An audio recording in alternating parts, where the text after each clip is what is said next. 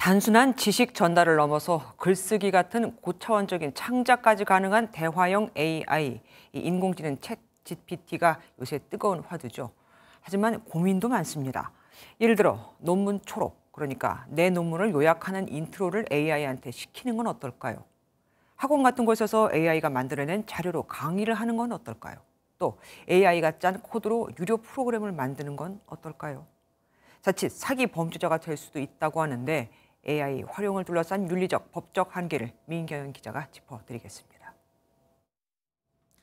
한 대학 온라인 커뮤니티에 올라온 글입니다. 연구 논문을 요약한 글인 초록을 연구자가 아닌 AI, 특히 챗 GPT가 써도 괜찮냐는 내용인데 일단 담당 교수는 문제가 없다고 밝혔다고 합니다.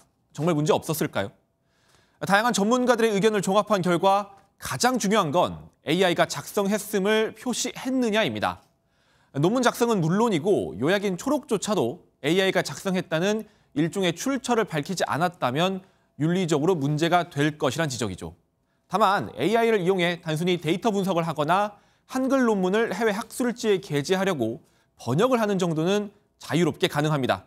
그렇다면 AI의 창작물을 상업적으로 활용하는 건 또 어떨까요? 사실 남의 창작물을 베끼는 게 아니라면 AI가 만든 자료로 강의를 하거나 AI가 짜준 코드를 이용해 유료 프로그램을 만드는 건 큰 문제가 없습니다. 하지만 그림, 문학, 영상 등 AI가 만든 각종 콘텐츠를 직접적으로 판매할 땐 이렇게 소비자가 충분히 알아볼 수 있도록 AI가 제작했음을 알리는 표시를 해야 합니다. 그렇지 않다면 사기에 해당할 위험이 있죠.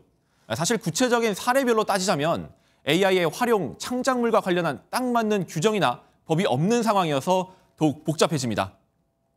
딥페이크 성범죄를 우리가 이제 처벌하는 특별법을 만들었듯이 챗GPT 같은 생성 AI가 아니면 악성 코드나 바이러스를 만드는 데 악용된다든지 또는 스팸 광고나 스팸 메일을 만드는 데 악용이 된다고 하는 경우에는 법을 만들어서 규제를 하고 처벌을 해야 됩니다. 다만 법과 제도가 지나치게 엄격하면 이제 막 걸음마를 뗀 AI 산업의 성장을 방해할 수 있는 만큼 정부와 산업계, 학계가 머리를 맞대야 한다는 조언입니다.